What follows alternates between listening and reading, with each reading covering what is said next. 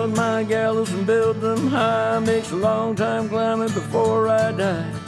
I want the chance to spit in his eye. Oh, well, they gave me bars, but I can see between to a dusty yard and a long gone green. They call that freedom, if you know what I mean. And I drive my sorrow. Hello, everybody. Welcome to Longbangers. This is episode 88. I'm Matty. John is joining me tonight. John, I can't believe we made it to 88 episodes. I know. I keep saying to you that, you know, you started just yourself talking into a phone, and here you are, interviewing the shining lights of the staff at Easter Road, and partnered with Recast as well, from humble beginnings. From humble beginnings. And I'll apologise in advance tonight if I'm a bit sniffy. I'm choked with a cold and have like a big box of tissues beside me. And how often do you get away with sitting in front of a laptop with a box of tissues and explaining away with having a cold, John? Who was the boy? Was it? Who was Dirty Den? Was that Leslie Grantham? Aye, was his name. Aye, he never... with his finger in his mouth. If only there were podcasts there. Eh? I've just got a cold. Something in my mouth. I was trying to hook it out. Right, before we go any further, John, and if you're watching the podcast rather than listening to it, this is the signed top that we've been giving away. So you can see it's signed not by us, John, but by players of the team. And look at this on the back. Bangers. Quality. I actually should have asked for two so we could keep one, but this is one that we're giving away. So I have a random number generator in front of me here on my phone, which will generate an entrance. These are the people entered on here. 34 entrants, numbered 1 to 34. So, John, if you can give us a drum roll. The lucky number is number 7. Number Good 7. Number. I'll tell you what, she'll thank me for this as well because she's been at me for it. Is number 7, Tracy Smith. Tracy, well done. You will be chuffed to bits that you've won. Congratulations. I'll sort out getting that to you after the podcast, etc. Obviously, it'll not be the night. You'll need to wait longer than that for it. I'm not driving anywhere. I'm not feeling well, and it's the wrong thing to do unless you win a title patently. Right. So, John, enough of that nonsense. I'm not going to talk about them at all. They're getting not a mention on the podcast tonight.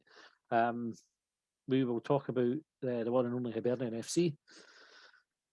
1-0 defeat to St Johnstone. What happened?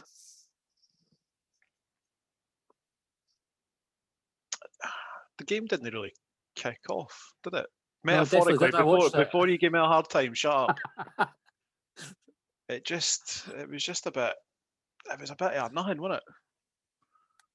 I've seen some of the reports that said that Hibs were a bit better second half in that, and I thought the Hibs did certainly change, maybe for about the 30-minute mark onwards, and I thought we looked better than we did when we started, but overall it was a bit of a shit game. It was dire. I've spent less than $17.50 and been more entertained. Aye. Yeah. I was one of the few that, you know, showed solidarity with the other SPL clubs while every other fucker's watching it on Hesgo. And moaning about it as well, eh?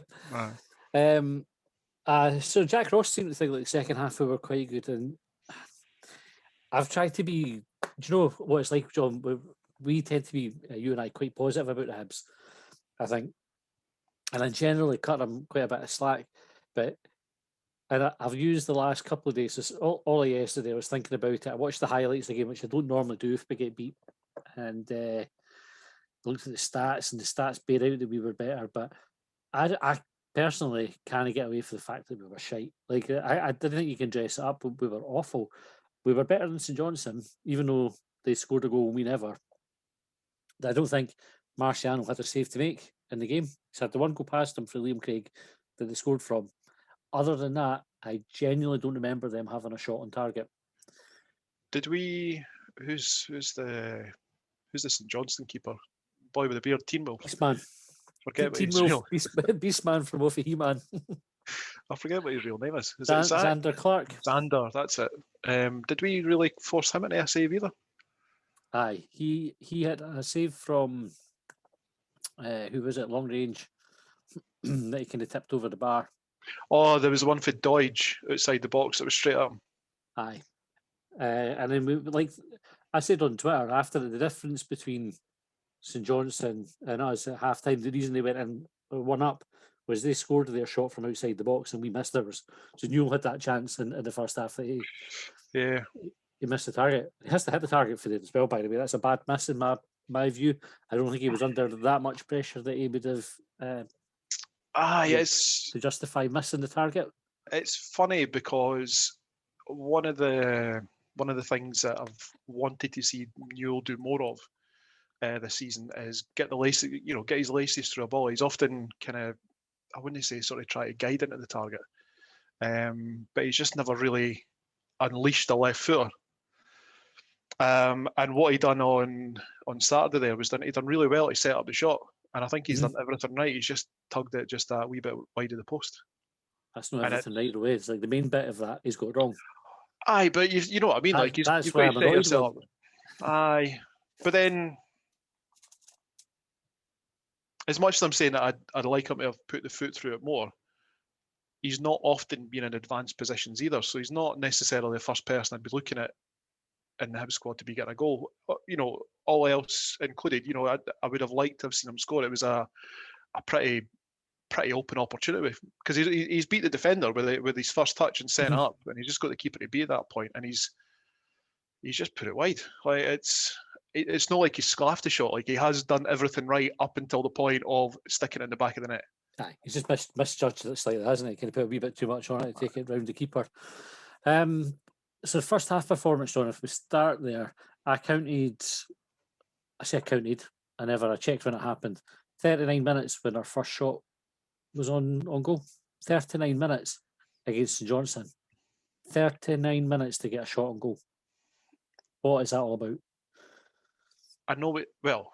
If I understand your tone properly, 39 minutes to record a shot on target against St Johnstone, on the face of it, it sounds pretty shit. But you have to forget that the week before they won the cup, and they are also the team that put us out of the cup by handing out a royal 3-0 spanking.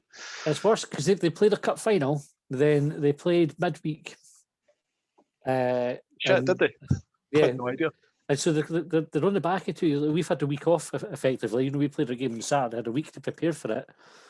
So Johnstone have, to put it in context, won the cup, got pissed for a couple of days, played St Mirren maybe or Hamilton. Can't remember who they played, but they got a draw. And they probably carried on getting pissed for another couple of days because they won the cup. Then they played us, and we take 40 minutes to get a shot on goal. I've got one objection to that. How do you know they were getting pissed for the majority of the week? Well, where were they getting pissed? They were on Snapchat and all sorts. They fuck off. They were. They were all posting about it. No, I take what you're saying, but then they probably weren't all week, right? I'm exaggerating a bit, but still, they would have been pissed more than the Hibs players were. You'd hope so. I mean, what the hell have Hibs got to be getting pissed about? Exactly. It's a bit shit, but like I said, I don't know. Like it is on the face of it shit. It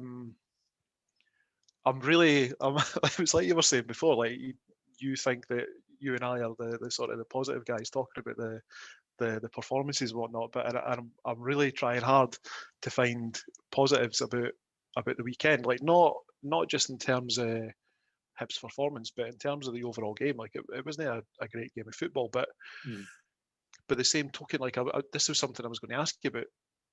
When is it a shit game because both teams are cancelling each other out or just a bit shit or whatever? And in those set of circumstances, is the difference in that, does it become a better game if one of the two teams performs well? From our perspective, as the Hibs fans, if St Johnstone play well, we're like, this is shit. Are we thinking it's a better game if Hibs perform better? Aye. Like, I think if we'd gone and seen a really good performance for Hibs, and we're watching it, and there was lots of attack and flair, do you know, and we were creating chance after chance after chance. Verve and vigour. Verve and vigour, yeah. The warrior poets, etc. I think most of us would have come away and went, shite, we got beat, but we were unlucky. Whereas on Saturday, I didn't think we were unlucky. I think we were just pish. Like, I just don't get it. I don't get where those performances come from. There Don't get me wrong. Like I'm asking the sort of devil's advocate questions. However, the game was pretty shit, and there was a couple of things that I was really like. There was points on Saturday where I was starting to get really quite angry. It wasn't at Jack Ross, and people can have a crack at me for that or whatever. But it was simple things that the players were doing, and maybe they're under instruction for Jack Ross. But I'd still say to about the players, like you're individuals, like you're like why if it's not working, you are paid professionals. Why are you looking at the sidelines for instruction to a manager? There was so many occasions where we just couldn't put a pass, like we couldn't string a pass together at times. There were occasions where it seemed like Jackson Irvine, Alex Gogic, and Joe Newell were all competing for the same area. And to be fair, when I saw the lineup, I thought, do you know what? He might have actually found a way to get all three of those midfielders in there, the three that I just mentioned, by dropping Jamie Murphy, and you've got the combination drop Jamie Murphy, play Jackson Irvine in there, and then you've got Joe Newell and Alex Gogic behind them. And then somehow we just never did that. It just seemed like the three of them were kind of stuck in the centre of midfield, all trying to play passes to the centre halves.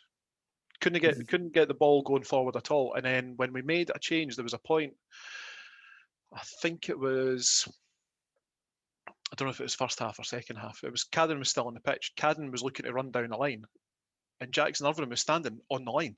Like, you're not a winger. Get out of the way. There was things like that were really, really annoying me, because it seemed so clear when I saw the lineup at the start of the game how Hibs were going to line up and how the players were going to play and all that kind of stuff. And there didn't seem to be, and by the way, this isn't a criticism of Jackson Irvine, there just didn't seem to be any sense for him to be hanging about out there, particularly when throughout the first half and into the second, before he was substituted, Chris Cadden was getting nothing down the right hand side. Callum Booth was, I wouldn't say he was marking him out of the game, he just wasn't getting any joy out of him. And then when we made the change and put Martin Boyle out there, he got nothing as well. There was a lot of frustration at the things that weren't going well for us, and there was a lot of anger at the simple stuff that it just seemed like we were, I'm reluctant to say it, just fucking about. The basics, like you say, the simple things that you would expect us to get right more often than not, we were getting wrong. And the decision making was poor. And even things like you would see us counter and we get up the park quite quickly, but then stop, let us and Johnstone regroup, and then play it backwards. Yeah. And you're saying, oh, come on. Especially when you're a goal down. And this is the other thing, maybe we should talk about that. Our record of, because we mentioned it before, of going a goal behind in the league and turning that around is terrible. So, why is it so bad? I think, I forget his name, the boy that sounds like Jack Ross, he was on Quickbang, Liam, I think it was. He was talking about, I think he was mentioning it, and I think he said something along the lines of that a lot of teams are finding themselves in the same position. That's not, it's not an excuse that Hibs shouldn't be able to turn that around. You would think that we should be able to turn that around given our respective league position. I just don't think it's unique to Hibs. I don't think it's not a unique failing. But it is a failing. So how do we address it? Like what's happening with it, in your opinion? I really don't know. I honestly wish I knew the answers. And the thing is, like, I think we've talked about as well that teams playing away from home this season are picking up more points on average than they have in previous seasons. Yeah. I don't know if there's anything you can point to. COVID, pandemic, crowds not being on the ground, the different set of preparations that clubs have in order to be able to continue to play the game, to see the season out. I don't know if there's any sort of impact there. Like, it's a challenging set of circumstances that we're playing within, and I wonder if we maybe, I don't know if we can give people a little bit of leeway. I don't know. I mean, I don't know if I don't know if you can point to the pandemic and say that's the reason that Hibs can't come for a goal behind. Yeah, I don't think you can use that it probably has there'll be some of the mitigation will fall into that. Like, it is different. So I think if you go behind and you've got a crowd there, there's two things happen. So the home crowd get nervous if the away team are pressing, and that can impact the game. And also, if you're watching your team, if we're sitting in the way end at McDermott Park and Hibs are chucking everything at them, we get right behind the team, and the team get a lift for that as well. So without the fans, neither of those two things happen, which could have an impact on it. But I think teams have sussed out that if they get their noses in front of Hibs, all they have to do is sit in, because that's what St Johnstone did. They sat in, they tried to counter on us, but not especially effectively. But they dug in, and we just could not find a way through them. So, would you like to see Hibs come out in the way that I think you're suggesting teams are coming out against Hibs, be a bit more bold, go for an early goal, all-out attack from the first whistle? 100%.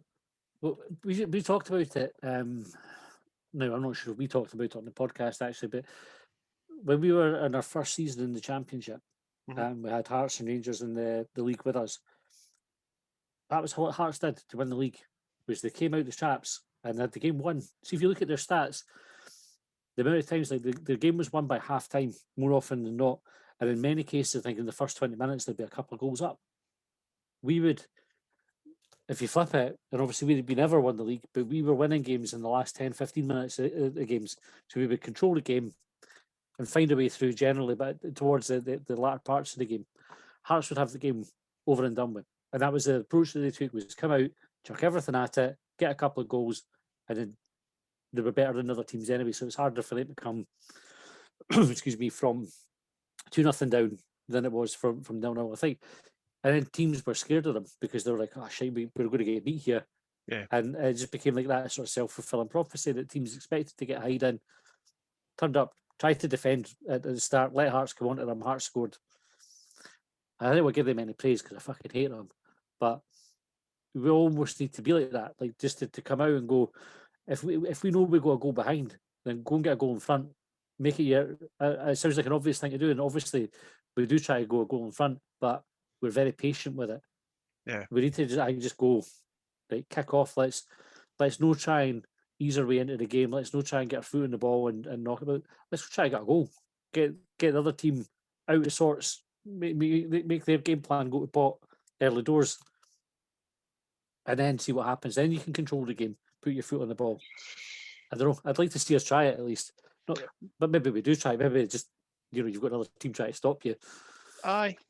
No, I mean, I'd rather see that than see the game that I watched on Saturday again. That was just, there wasn't much to it. And it pains me that it was Liam Craig that scored, because I think he's a bit of a fraud. Is that really harsh? Like me sitting here overweight in my Hibs top, and I'm calling a bloody professional footballer that's just won the League Cup winner medal a fraud. I never liked him. I didn't like him when he was at Easter Road. And it just pained me that he scored. Like, it was didn't get me wrong, like it was a good touch, good finish. It was the difference between the two teams was Liam Craig's touch and finish, Joe Neal's touch and finish, really. I thought Liam Craig was shit when he was at Hibs. Honestly, I've said that if I've said this once, it'll be a million times that I say it. My one abiding memory of Liam Craig at Easter Road was, I think, left midfield and playing a long ball back across the halfway line into Hibs own half. Didn't get me wrong, like, Hibs were pretty shit at the time, but I remember Liam Craig scoring the penalty against Hearts. If you remember, where the fan disappeared behind the goal. Yeah. I'm sure that was Liam Craig's penalty, but he tucked it away and the fan jumped and then never, it just disappeared. I don't know what happened to him. Liam Craig was a disappointment at Hibs. This is one of the frustrating things about losing, particularly to a team like St Johnstone, or specifically St Johnstone, is they have 3 players in their starting 11 so at least 3, but who we know didn't cut it at Hibs. And it's annoying that then they go into a team that has beat us in a League Cup semi-final and have beat us in the league now. So Callum Booth, Liam Craig and David Witherspoon. Now, all three decent players. Liam Craig probably less so out of the three. Witherspoon's had a good career at St Johnstone. But you wouldn't take them back in the Hibs team. For me anyway, I wouldn't be swapping who we have for either of those three. I think Hibs, when we get beat by St Johnstone, I think we have definitely underachieved. That is a bad result for us. When you look at the respective advantages that Hibs have over St Johnstone, the players that we have, we should be winning that game more often than not. The difference, I think, sometimes in that scenario is the expectation levels are vastly different. So you talked about like three players there. Like I obviously had my dig at Liam Craig, and if he listens, he can call me out for being a fat bastard. But like David Witherspoon, I thought was a good player, and I thought he was a good player on a poor Hibs side, and made his way back up to Perth, and as like you say, he's forged a decent career for himself. He's just won a League Cup winners' medal. Callum Booth as well, presumably was part of that side and picked up a medal, but they were deemed not good enough by Hibs. Perhaps this is going to be controversial because I totally understand and I totally get Hibs, and we're Hibs supporters, and Hibs comes with a fantastic history. But you also need to remember that we've won something like 3 cups in the last 30 years. It's not like 1 cup every 10 years. Like maybe we just need to rein in the expectations a little bit before we can try and. See, I think the expectation of winning a trophy is one thing, and I agree you can't expect to be winning that every year because there's 2 clubs that we know about that are, light years away financially from us in terms of what they can do, and they will, as we've seen over the last 36 years or whatever, win titles. They will win cups. I mean, Celtic have won, a quadruple treble. So it shows you how difficult it is to win a cup. And although St Johnstone just did it there, that's a freak result. But beating St Johnstone in a run-of-the-mill game shouldn't be that shouldn't be considered an unrealistic or a too high of an expectation. That should be something that we should be looking at and going, right, by the same token, and different margins, I appreciate that, but by the same token that we would expect Rangers or Celtic to beat us because the advantages that are listed before, we have those advantages over St Johnstone. No, didn't get wrong. Like we've talked about it a number of times, and you've laid it out the same way, and yet we still get beat by teams like that. And I don't think that points to anything that's wrong with Hibs. I think it just says sometimes you get beat in football games, and performances are shit, games are shit, etc., etc., etc. I've said that before. And it's not just this. It was there's Dundee United drew with Celtic at the weekend. You had Ross County hammered Aberdeen earlier in the season. Sure, at least it's no unique to Hibs. You see it in every country. Big teams get beat by weaker teams. Like that happens in sport. But at the same time, it should be considered a bad result when it happens. That's the point I'm making. Know that it will never ever happen, but when it does happen, we should be comfortable. I know don't be being arrogant about it or anything, but just saying that's a shite result. We should be beating St Johnstone more often than not. We should beat St Johnstone. I was going to say all the things I've said so far, and try to be pragmatic about the whole thing. I do still feel that there was things that were wrong on Saturday that we just didn't do particularly well.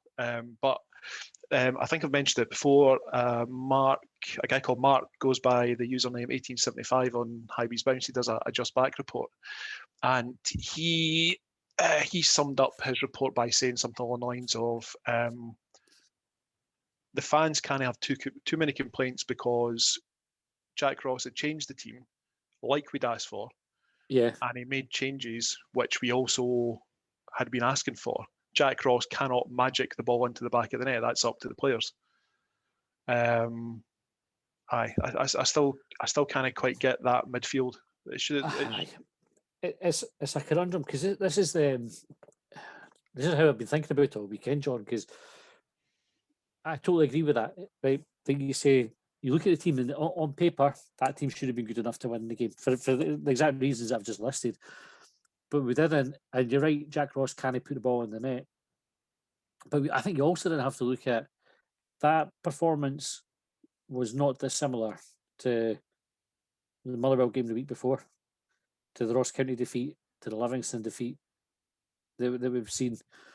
Like if there's other ones that I could pick out, but they're very, very similar in terms of how Hibs performed, how little we troubled the opposition, and how little we looked like scoring. So then you think, right, is because there's different personnel used in all those games. They've not been in the same lineup. There's different players that have done it. There's something probably systemically wrong there, and that's the way that they're set up. That's the issue. Or, and I'm loath to say is like how the players are motivated, because I think at that level you shouldn't need a manager telling you nice things or shouting at you to get you to be up for a game. You should be able to get your head into that space anyway to go and want to win a game of football. But if it happens consistently, it's not just the players. You have to look at the manager. Right? It's the argument for why Lennon got resigned, but would have been sacked. But McInnes has left Aberdeen. They're not scoring goals, and it's happened to a consistent degree. So you have to. Do you have to look at the manager then?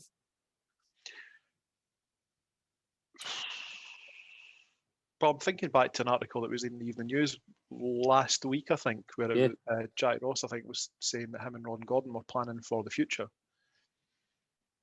Do you think there's like a revolving bookcase in the boardroom at Easter Road where Ron Gordon goes for one meeting with Jack Ross and another one to make plans just in case it doesn't work out with Jack Ross? You'd hope that they've got contingency. Listen, I'm no advocating banning Jack Ross. At all.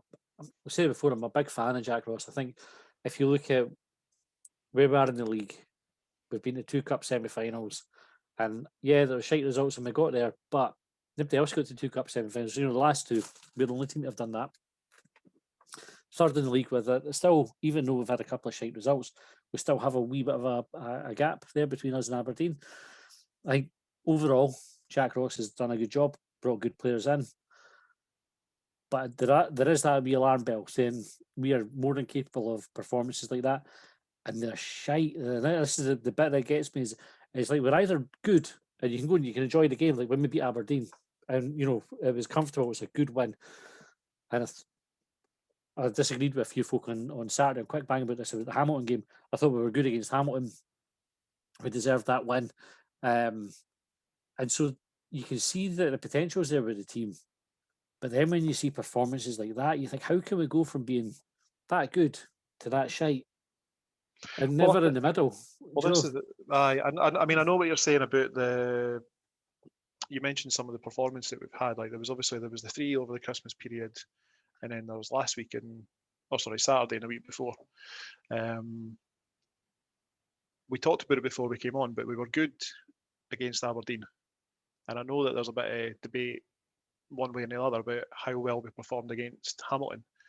I think the Hamilton game is a wee bit of a red herring, because you can say that we weren't playing for the first 10 minutes, but the fact of the matter is we won the game.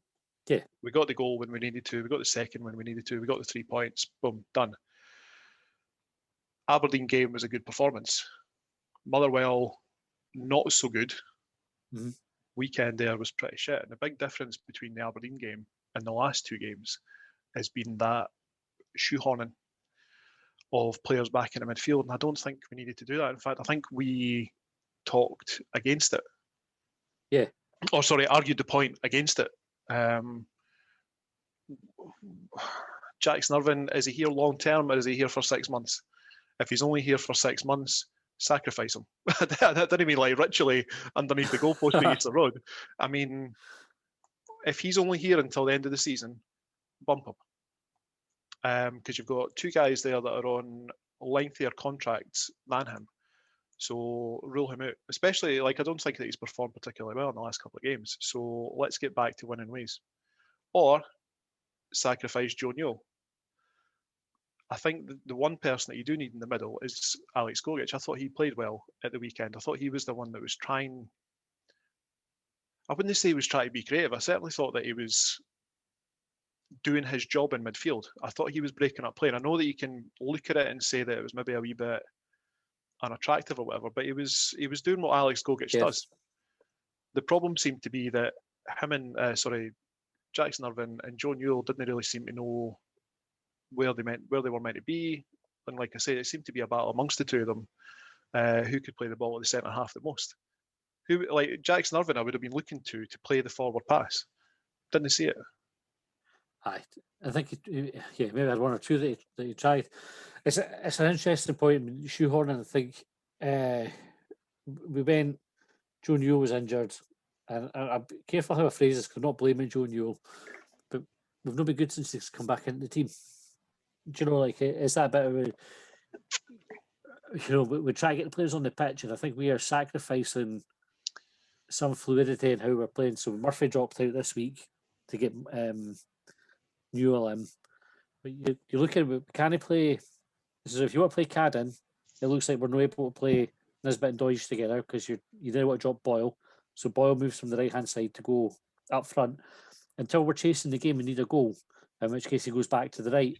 So put him on the right to start with. If you think that's how we're going to get the goal, put him on the right and start him there. Doidge and Nisbet showed through a good chunk of the season that they were good together up front. I can't tell you the last time that they started a game together. No, I don't know. I was going to be a smart arse there and say they started the weekend, but they didn't. No, they didn't. Doidge came off the bench, but they're not starting there because of needing to play Cadden, Boyle, Newell, Irvine. Forgot that right way around. Yep. Irvine. You're doing well. Oh, fuck. So I think what we're saying is that the balance has been upset there. Yeah, and we need to get that back. I don't know if we've got too many good players. Like it's a stupid thing to say because you can't have too many good players, right?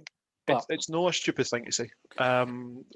It's in my time watching football, you can have as much money as you want and you can assemble the biggest squad of superstars, but unless you find a balance amongst them, it tends not to work.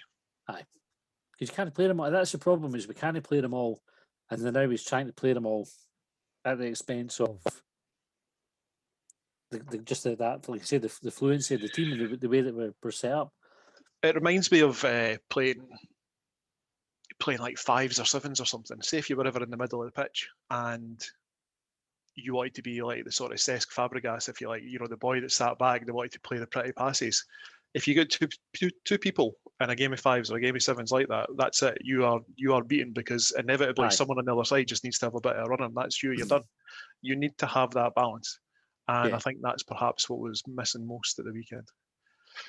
But that was, it sounds like we're just having an absolute slaughter fest of the Hibs midfield. But one of the things I was going to ask you before when you were talking about Jack Ross, I don't think, I'm not suggesting either that he needs to go. I'm not one of those critics.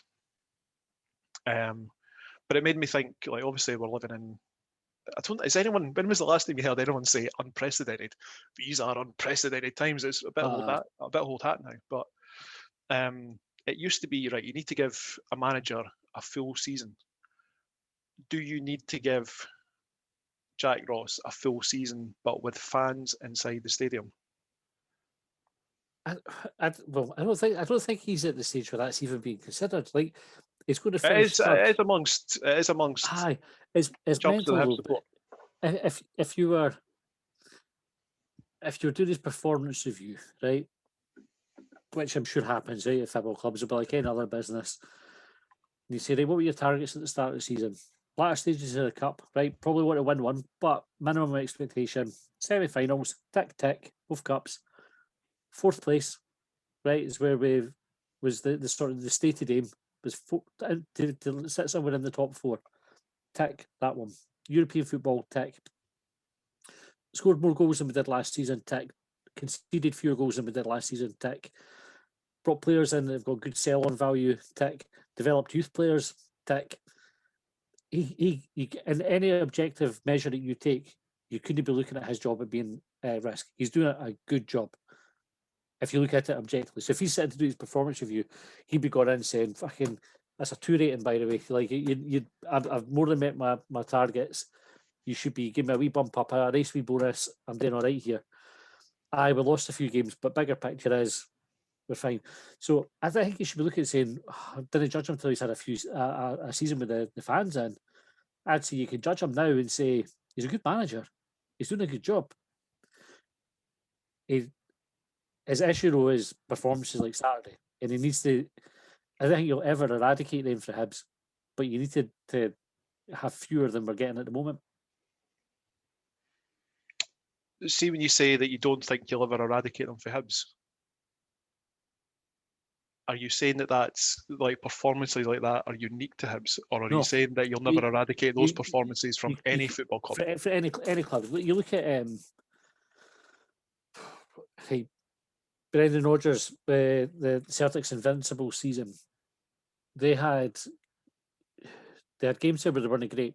They got a result, but they never played well. They weren't electric every week. You look at Klopp at Liverpool now. He's got a great team, but they've lost 7 home games in a row or something like that. Man City lost to Man United at the weekend. Didn't they really kind of trouble Man United? And Man City are a much better team than Man United just now. Every club has got a performance like that in them on any given match day. But the good teams have fewer of them. They're an exception rather than the rule. A really good team doesn't have 4 or 5 of them in a season. And that's Hibs need to take it from 4 or 5 down to 2 or 3. If we want to kind of consistently achieve what we want to achieve as a club. And we need to stop having them in semi-finals for a start. Like if you could have done away with 2 of those ones, we're laughing. But that's what Hibs need to do. That's what Jack Ross's biggest problem is now is to find a way that when we go behind or when we're struggling to get the ball in the net, he's got a good enough change that the players are all bought into that he can affect the game. Because just now we didn't have that. Do you think he's got it? Do you think he's got it in him? Do you think he's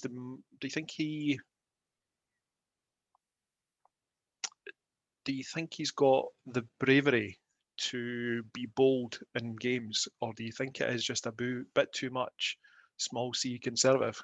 Nah, I think he has. Like you look at the Motherwell game, 3 subs right after half time. Fair enough, we went 2-0 down, and he had to do something. 3 subs. He brought on players who there was a bit of a question mark about bringing Hallberg on when you've got Scott Allan on the bench on Saturday, but he brought on attacking players. Generally, Hallberg was the exception, trying to impact the game. It just didn't work. For whatever reason, you give St Johnstone some credit for it, but I think if we had been at it and had the players been at it, we could have won that game. And we probably could have won it quite comfortably because St Johnstone were there for the taking.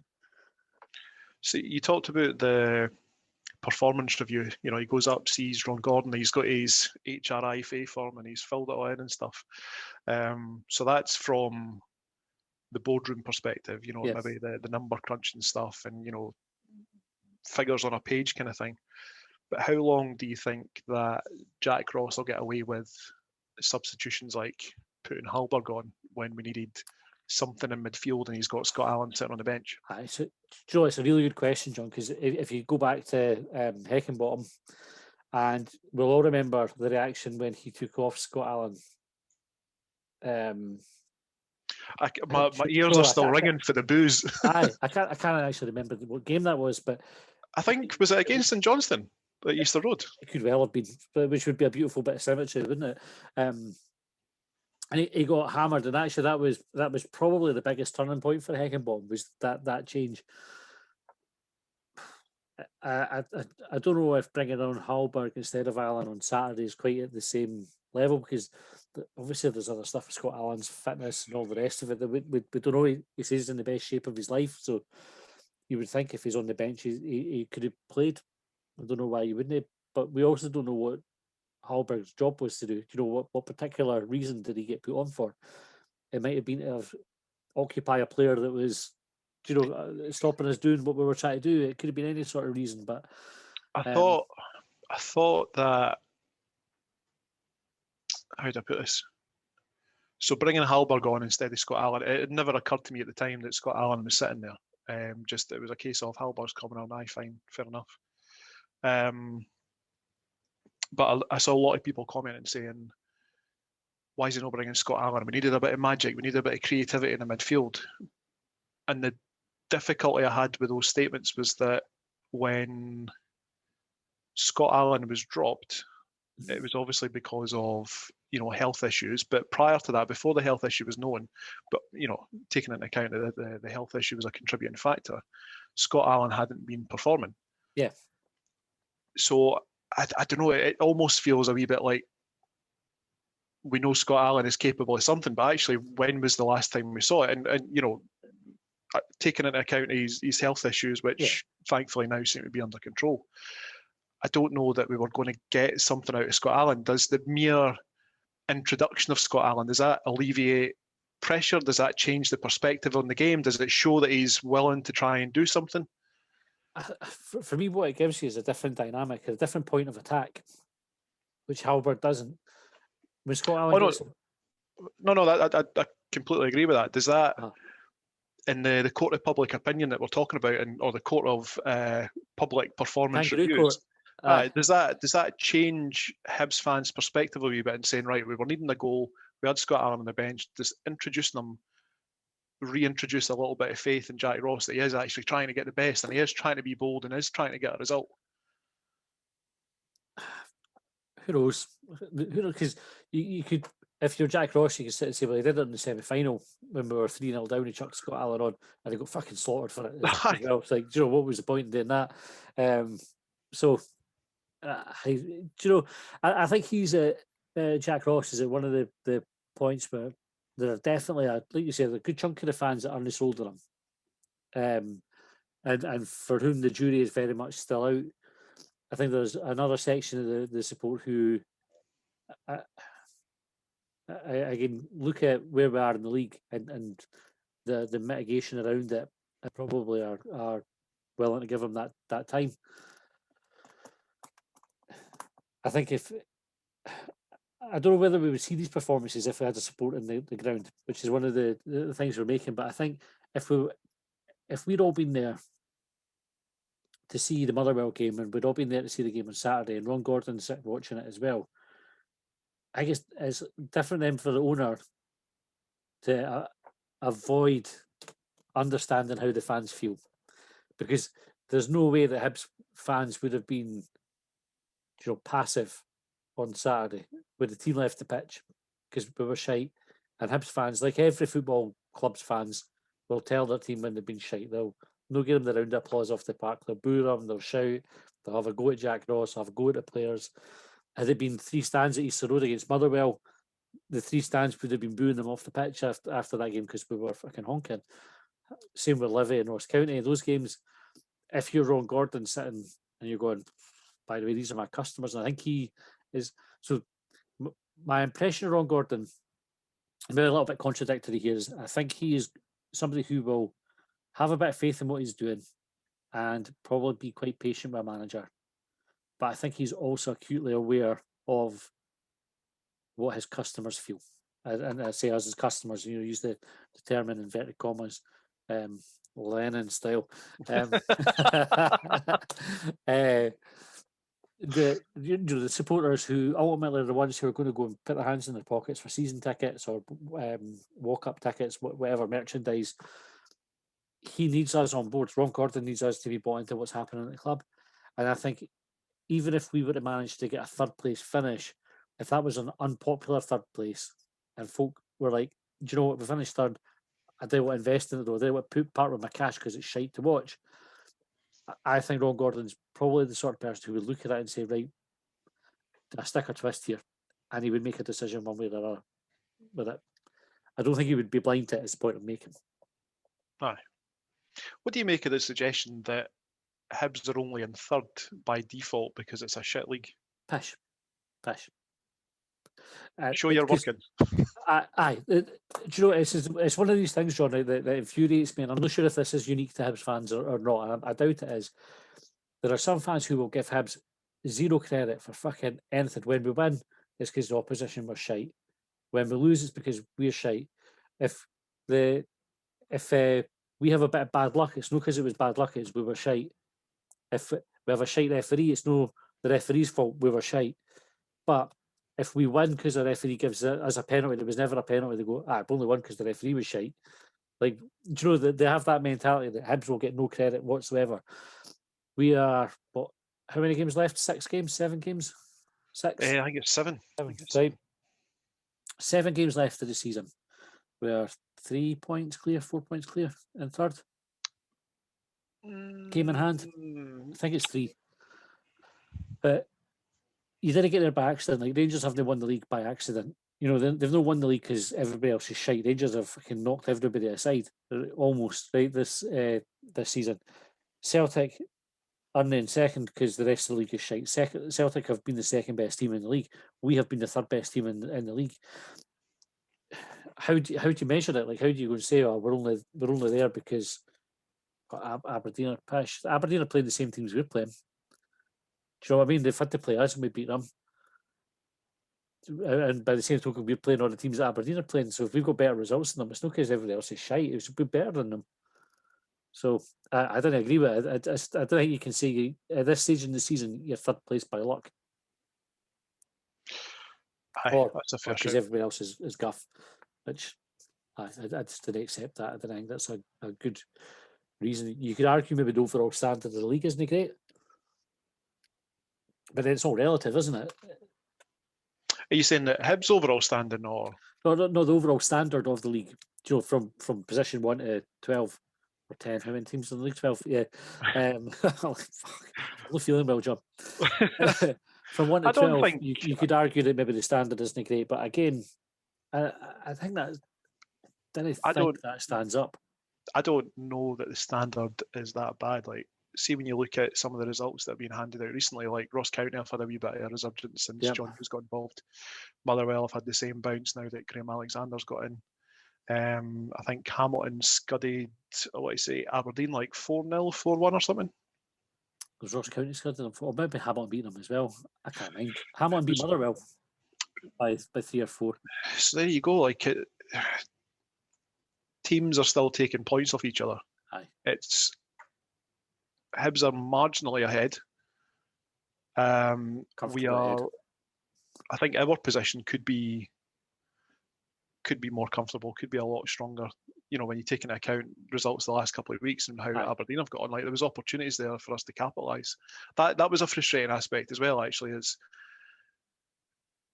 I don't think it's a deliberate attempt to throw third place away, but we talked about the carrot on the end of the stick in terms of European football. Every single player there's got an opportunity to play European football. Yeah. Put them, you know, Kevin Nisbet, you know, was looking for a move to Birmingham. He plays football in Europe for Hibs, scores goals. He's suddenly looking at, you know, a league above Birmingham, possibly too. You know, you never know. And I don't know, like the performance just wasn't quite there. Fucking annoying, eh? Right, look at the goal we conceded. Poor clearance from Dougie Tripod. Do you think Marciano could have done better with it?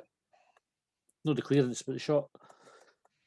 I didn't think so at the time because Craig's found the corner of the goal, and it's beyond Marciano's outstretched fingers. But when you look at it behind the goal, there's a wee argument maybe to be made that it looked like a bit of a TV save that he was attempting, and he's just not got it. But at the same time, I think he's maybe a wee bit unsighted through Paul Hanlon and Gogic.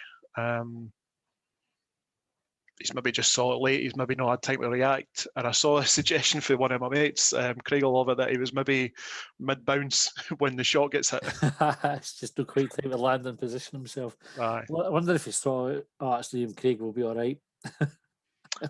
Oh, fuck, look what he's done.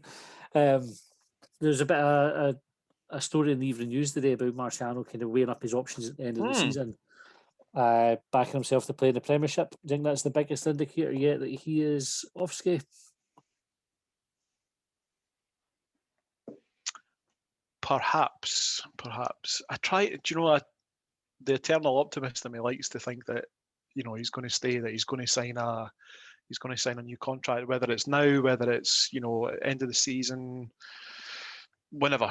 You know, just it would be nice if he was to sign. However, I also made the argument when we brought Dubrovsky back and we brought Matt Macy in that why would you bring Dubrovsky back on loan to then get Macy to then not play him, all that sort of stuff.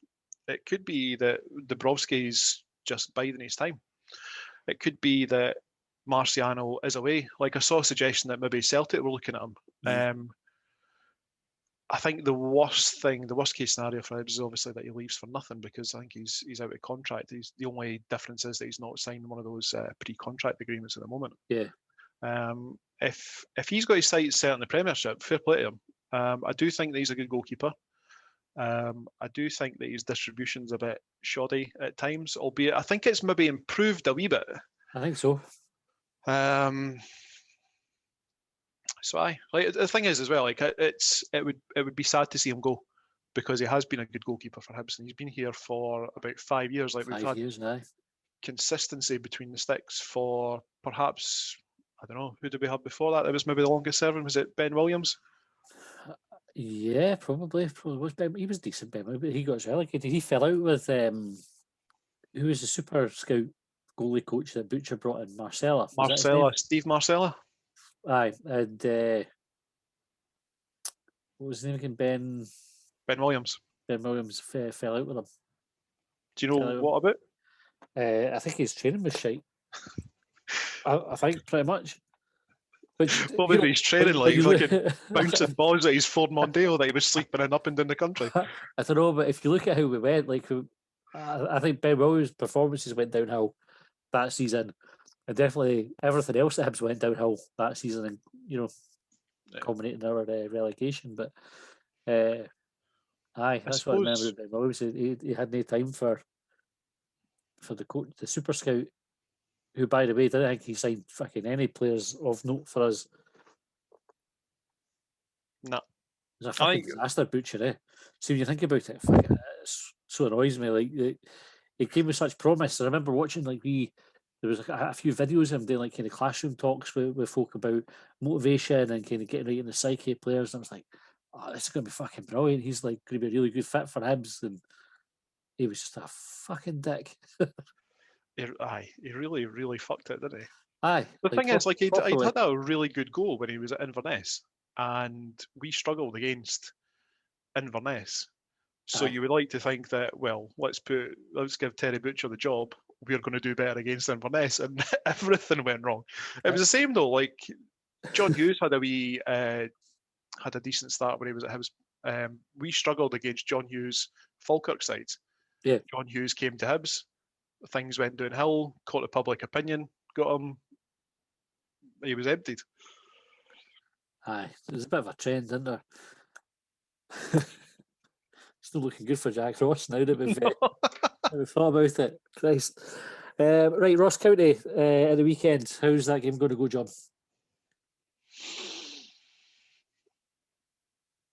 Well, I think the idea was that by playing St Johnstone at McDermott Park, that we might be and we had a chance to get a win because our away form was better than our home form. So now that's been blown out of the water. I've got honestly no idea. Like, it's not going to be easy. It's not going to be easy for us to go up to Dingwall. It's never easy. Hibs going up to the Highlands at the best of times. We are up against a John Hughes side who's already beaten us in the last 3 months. And you can be pretty sure that John Hughes is going to have Ross County set up not to get beat. And that's something that I think that we've struggled a wee bit with. Yeah. Aye, they've had the measure of us last time we played, so that being said, I think it'll be 3-0 Hibs. Aye, easy, comfortable win for the Hibs. Well, Ross County are inconsistent, aren't they? That's why they're in the position that they're in. So again, we're looking at a team who have players that we're not getting at the Hibs team, but the manager that did not make it at Hibs is another one of those ones that you think you would think be able to go up there and win. Ross Laidlaw wasn't good enough. He's going to pull off wonder save after wonder save. I think it's going to happen. Aye, I'll go for a 2-0 win for Hibs. Right, I think that's about us for the night, John. Aye, it's always a bit of a damp squib after a defeat. Like, 'cause I think it might be a bit livelier if we were a bit more outspoken, a bit more opinionated, but we're trying to be pretty balanced and pretty pragmatic about it. Balanced. I just thought it was shite. Like, we were shite. I said it was shite. Aye, I'm not feeling well today. I'll put it into that. Anyway, right, where to find us on the podcast now. So if you watch this on, or if you listen to it on one of the podcast players, Recast are giving away a Scott Allan signed top, and you can get an extra entry if you then go and watch the video of this podcast on Recast. Top tip for you, if you've already listened and don't want to sit through it again, just go to Recast, click the watch button, and that's all you need to do to be entered into it. Whenever you watch something that we put on Recast, Hibs benefit from it financially, so that's why we would encourage you to do it. We'll also have the show up on YouTube and all the usual podcast players, so find us wherever suits you. But if you want to benefit the club, also pop onto Recast and give that a wee click as well, even if you don't ultimately watch it on there. John, thanks very much for your time this evening. I noticed, by the way, that we are negatives of each other today. I spotted that as well. I saw it at the start and I thought to myself, is that... No, because I've got the Nike top and you've got the Macron. I thought they were maybe the home and away, but... We're not exact opposites. But I'm green sleeves, white body, you're white sleeves, green body. And notably, it's the hair that's negative as well, where you've got the dark hair, I've got white. I even had a wee lockdown haircut off the wife before we got started. She's done a good job, by the way. Good. Aye. I need to get the clippers to mine again, I think, or maybe just wait till the barber's open anyway. Right, thanks for listening, everybody. We'll catch you on Thursday for Short Bangers. Get your questions into us on Twitter at Longbangers, and we'll see you then. But the whiskey's gone, I'm sober as a judge. Big as a bone on the dry county line. I pledged upon. Well, they trailed me down when I broke free. I drank all the whiskey in Tennessee.